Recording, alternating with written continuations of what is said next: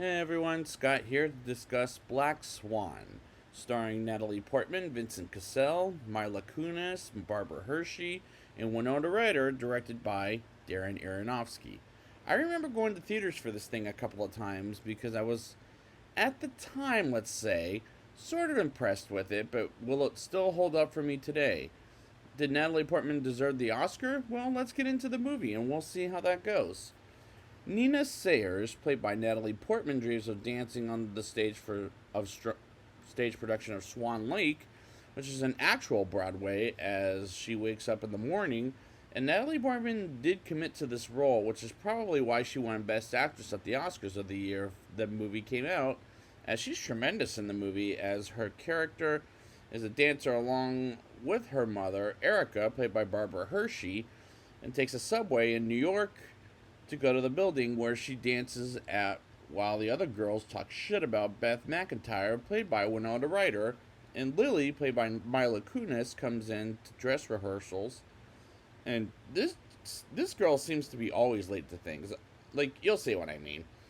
The and they practice dancing as Thomas Leroy, played by Vincent Cassell, as all the actors in this movie do a great job with their performances, sure, particularly Mila Kunis, whom I only known since that '70s show on the TV.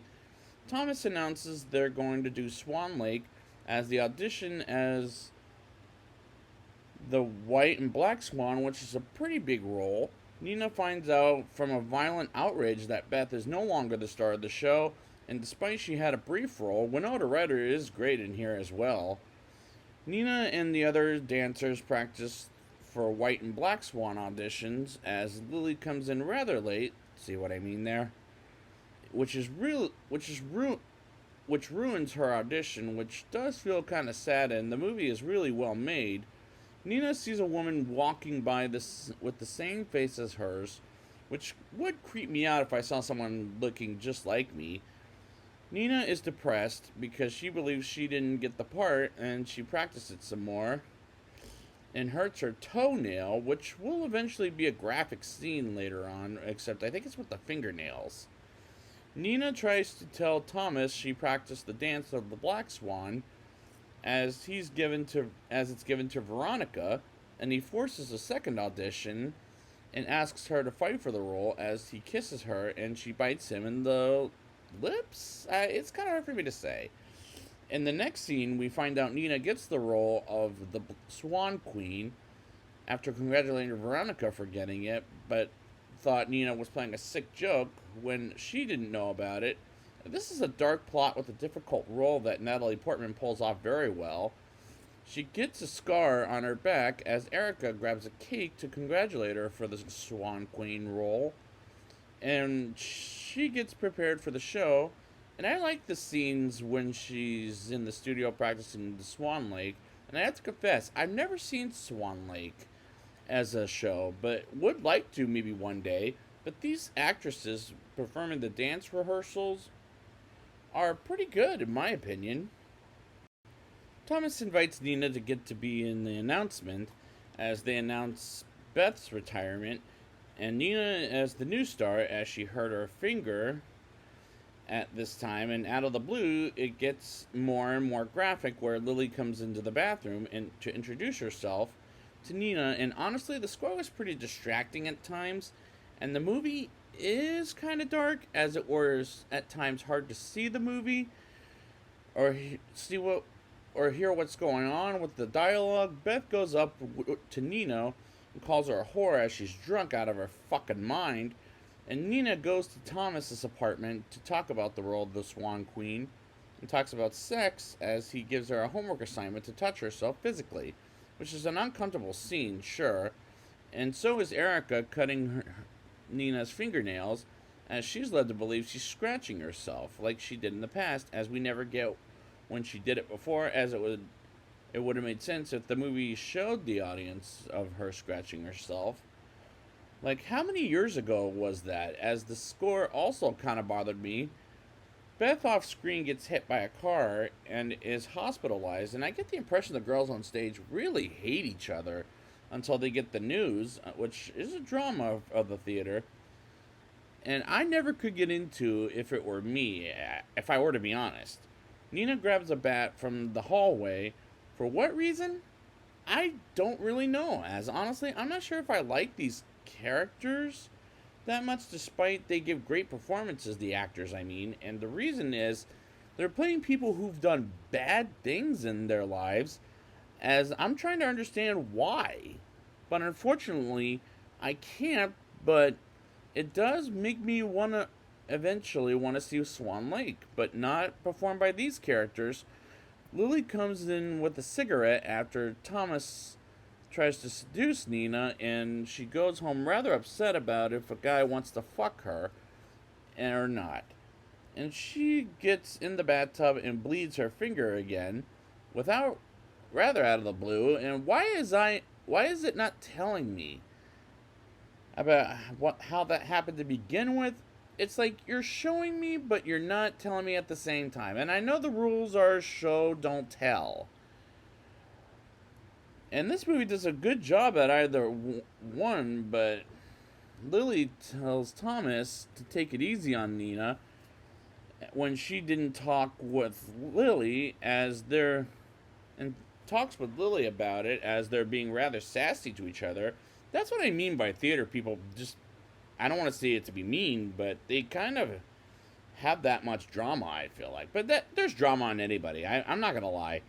And Nina comes home from the subway and sees an old man masturbating in front of her, and I thought, what the fuck was that? Lily comes to Nina's house to apologize about telling Thomas to take it easy on her, and goes out to dinner with Lily and gives her a drug that's pure and will make her loose, which was kind of a silly thing to do before her show the next night while getting drunk. And is that necessary? No. Lily is filtered with a couple of guys named Tom and Andrew, as Lily calls Andrew Jerry, and Lily drugs Nina's drink as she gets drunk and drugged to have sex with one of the guys when she was led to believe she was having sex with Lily.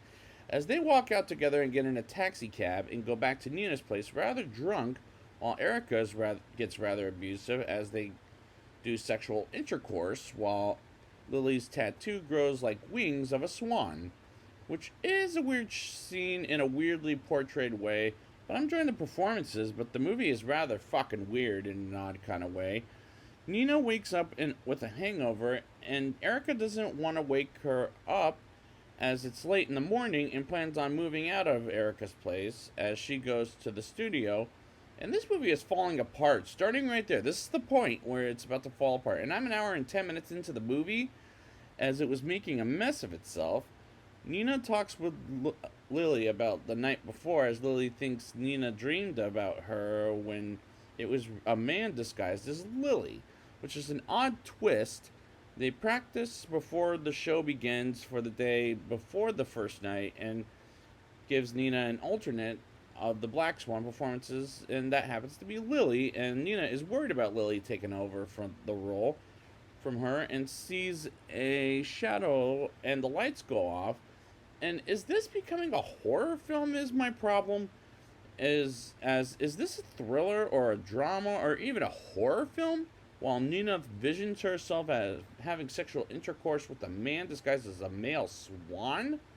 And Jesus. And she returns the items she stole from Beth as Beth stabs herself in the face. And Nina takes the knife away from her. And I thought, what kind of fucking movie is this as far as the genre is concerned? As it doesn't want to make up its own mind. And her back turns into a pair of wings to make her a swan while smashing Erica's fingers, and turns her legs into a swan, which was a haunting scene, and there are some haunting shots, believe me. And wakes up and grabs the doorknob and lets herself out to perform as the Swan Queen in the show, and gets dressed before the show begins as it's a full house. And she starts dancing at some point during the show. She hurts herself. Lily comes in disguise as Nina fights and stabs Lily to death and hides her in a corner, and they can't find her. And Nina puts on the red contacts, which is a haunting looking scene as the play progresses. Nina turns into the Swan with herself growing feathers in her imagination and blows everyone away. And we see Lily at the front door of her dressing room and realizes she stabbed herself in the stomach. But not Lily. And she finishes it off with the show with some blood coming out of her. And she says it was perfect. And the climax confused me. Like, how the fuck did she perform the accidentally stabbed herself? But after that, I mean. But it does pull off the show very well as the starting. I'm starting to think I'm not a Darren Aronofsky fan after this. And Noah's Ark and with Russell Crowe and Mother with Jennifer Lawrence about the death of baby Jesus by a mob. But at some point in my life, I'll see Requiem for a Dream as I hear that's a tremendous film. But yeah, so far I don't know. I'm starting to not become a fan of his. Now it's time for the rating. I'll give this movie a 4.8 out of 10. That was a twist there. The movie doesn't want to make up its mind as is this a thriller or drama or even a horror movie. As what genre is this movie going to get under the video store is beyond me. The performances are tremendous in the movie as the actors portray their roles rather well, but at the end of the day, I didn't really care for the movie that much. And I see why Natalie Portman got the Best Actress trophy as she committed herself to the role. The movie is well made as the shots at times were rather haunting, but the score was very distracting at times as director Darren Aronofsky makes films I'm not that big of a fan of, like Mother, which I brought up before about the death of baby Jesus, and his Noah's Ark film with Russell Crowe. And I'm starting to not become a fan after watching this movie, with an exception of maybe seeing Requiem for a Dream eventually. But yeah, I'm not a Darren Aronofsky fan by the end of the day, as he makes rather odd movies that just end with a terrible twist. Alright, let's just move on. So I'd like to thank you guys for joining me for this review, and until then, it was perfect.